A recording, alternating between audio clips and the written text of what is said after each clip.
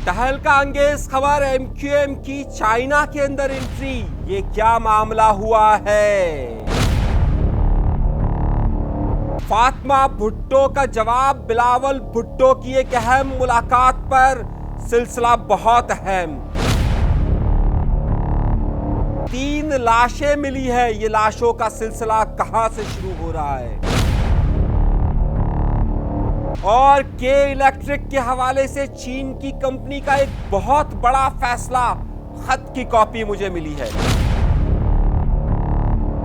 जहांगीर का आखिर कसूर क्या है?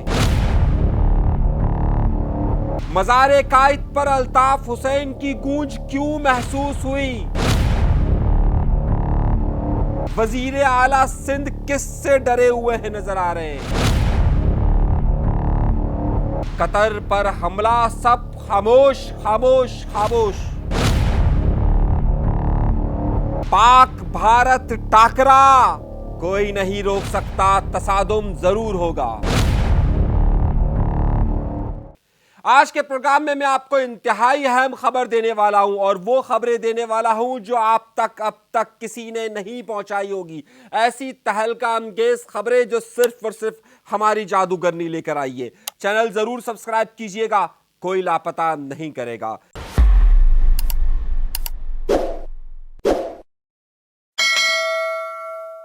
अपने प्रोग्राम का बाकायदा आगाज करता हूं अपने परवरदिगार के शुक्र से कि जिसने हमें इन तमाम नेमतों से नवाजा है। गुफ्तगू का सिलसिला मज़ार कायद पर आज के दिन अल्ताफ हुसैन के जिक्र से करूं, या उस खौफ और शिकस्त से करूं कि जो इस वक्त कुछ लोगों के चेहरों पर वाज़े तौर पर नजर आ रही है। मगर आइए खबर के सिलसिले का आगाज करते हैं इंतहाई अहम नुक्ते से।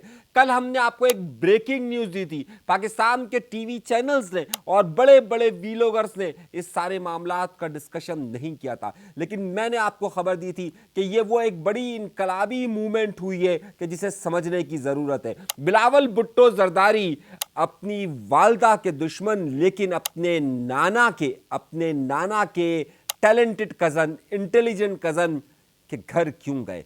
अब मैं आपको जरा सिलसिले की एक नई कहानी बता रहा हूं, जिसमें जुल्फिकार जूनियर और फातिमा भुट्टो की एंट्री हुई है। मैं आपको ये बात बताने वाला हूं, अब जरा गौर से मेरी बात को सुनिए।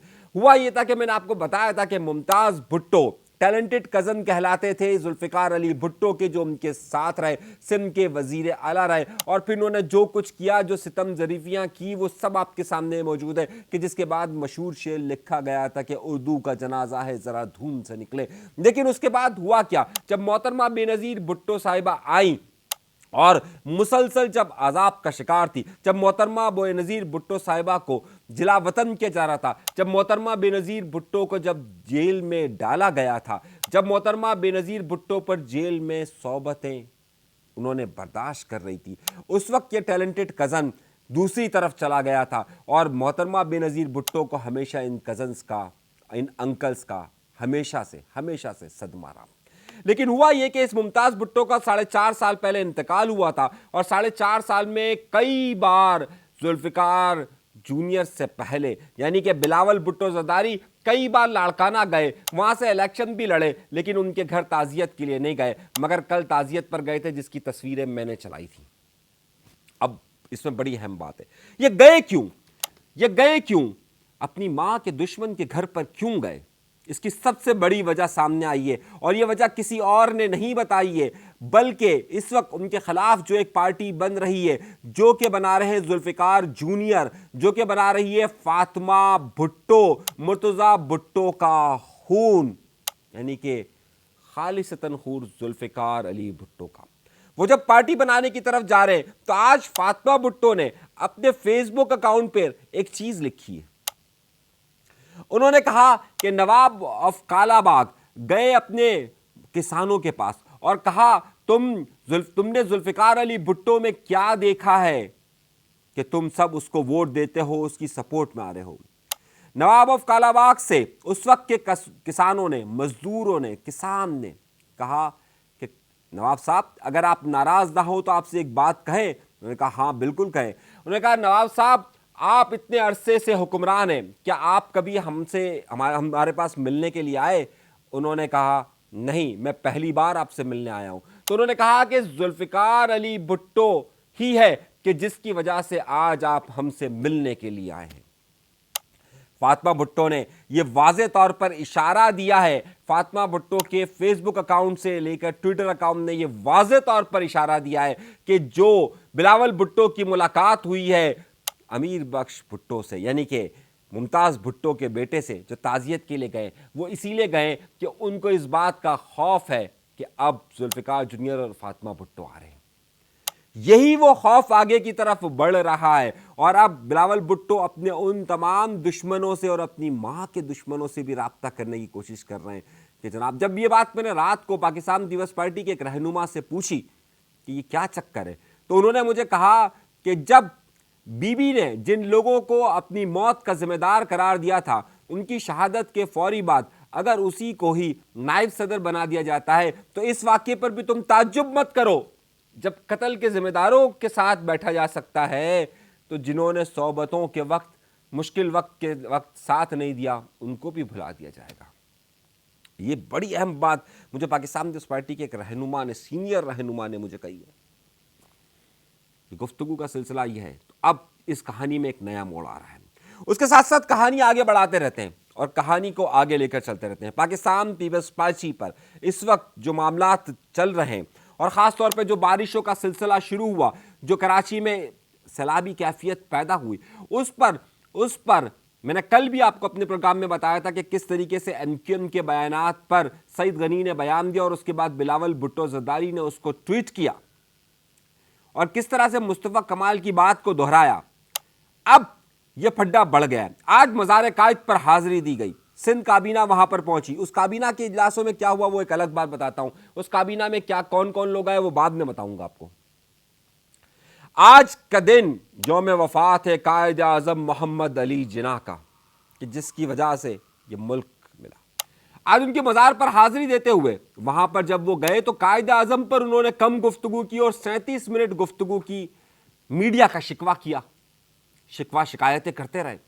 लेकिन कहानी का अहम पॉइंट उस वक्त आया कि जब उन्हें यह बात पता चला, जब वो, मैंने आपसे कहा था ना कि कल के बयान पर उन्होंने वहां पर अल्ताफ हुसैन का जिक्र करना शुरू कर दिया। कल परसों जो हुआ, बड़े बड़े जो बरसाती मेंढक भी निकल आए, उन्होंने भी बहुत सारे बयान दिए, बहुत वेलकम यार। मुझे पता चला कि वो भी है।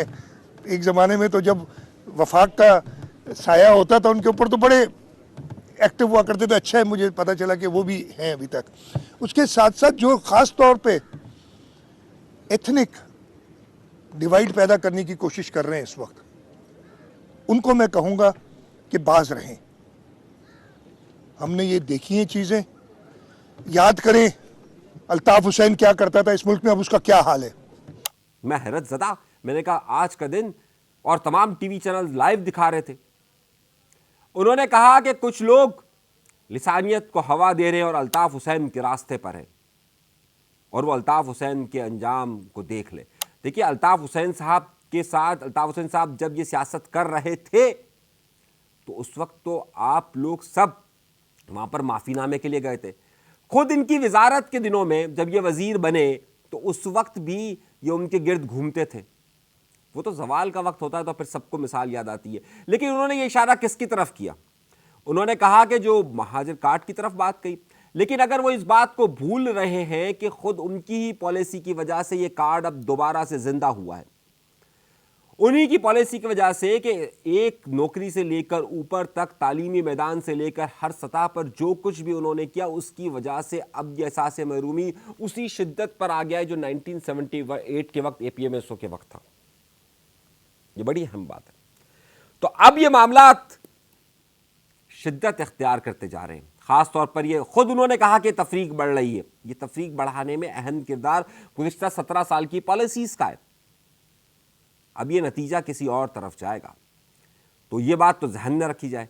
वो जहां जहां पे भी जिक्र होगा फिर उनका जिक्र तो होगा ही होगा। खैर, नुक्ते उससे भी आगे चलते हैं और उससे आगे बात करते हैं।